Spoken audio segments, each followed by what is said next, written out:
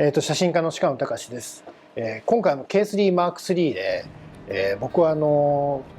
東京スカイツリーの真下にある竹問屋さんの竹春さんというところに伺って、正月の門松作りをしている様子を撮らせていただいたんですけれども、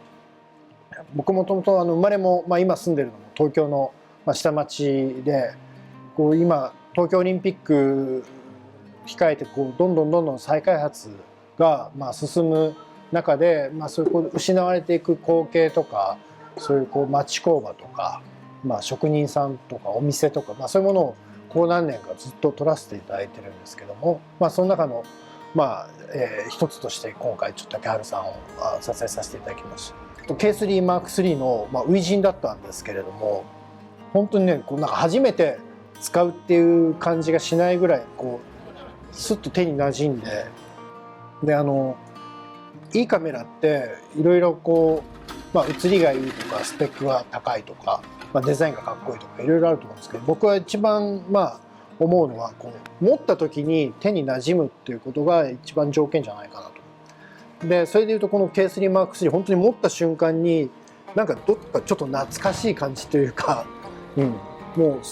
う何年も使ってるような感じで、使うことができました。ボタンのレイアウトとかもすごく考えられてて、全然ファインダー覗きながらいろんな操作もできるし、今回冬の撮影だったんで、手袋をしながら撮ったりした時もあったんですけども、手袋しても全部の機能とボタンにアクセスができて、本当に使いやすいですね。僕これまで写真展とか写真集でまとめてきたのは、例えば高さ39メーターの木造の五重塔ができるまでとか、あと日本で一番人口の少ない町で、町民全員800人ぐらいなんですけどポートレートを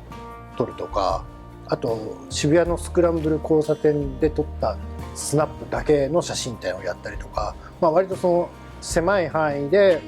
深く掘り下げていくような、作品が多かったんですけれども、そういう撮影で心がけているのは、その被写体の人物とか風景が一番かっこよく見える瞬間とか構図をいつも探しながら撮っていく。で、そういう時にシンプルなカメラの方がその被写体にすごく集中できる。で K3M3 は本当に見ないでもいろんな操作ができるので、すごくそういう意味で言うとドキュメンタリーにすごく向いてるカメラなのかな。それは街のスナップとかもそうですよね。歩きながら被写体探してパッと撮る。本当に使いやすいし、自然体で被写体に向き合えるのがいいですよね。でドキュメンタリーとかスナップって撮る人の気持ちとかメンタルがすごく写真に現れると思うんですけれども、 K3M3 は操作していてすごく気持ちがいいっていうことも好影響だと思うんですけど、あとファインダーを覗いててすごく気持ちが良くて、最初覗いた時にフルサイズじゃないのと思ったぐらい視野が広い。でファインダーの見え具合って写りに直接関係しないと思われがちなんですけども、構図とか、必要なものが、映る映らないとかっていう部分にすごく影響するので、センサーとかのスペックより僕はどっちかというとファインダーの見え具合の方が重視している。でそれでいうと見え具合が単純にいいっていうのもあるんですけども、ファインダーがねちょっとうまく表現しにくいんですけど、ちょうどいいんですよね。その倍率が単純に広いっていう、広すぎるわけでもなく、パッと見て隅から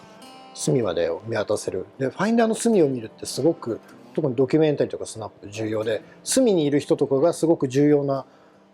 鍵になったりするので、僕すごくそこを重要視してるんですけど、それでいうと本当にパッと見てぐるっと構図の中を見渡せる。でそのちょうど良さってこのボディのサイズ、重さ、あと画素数、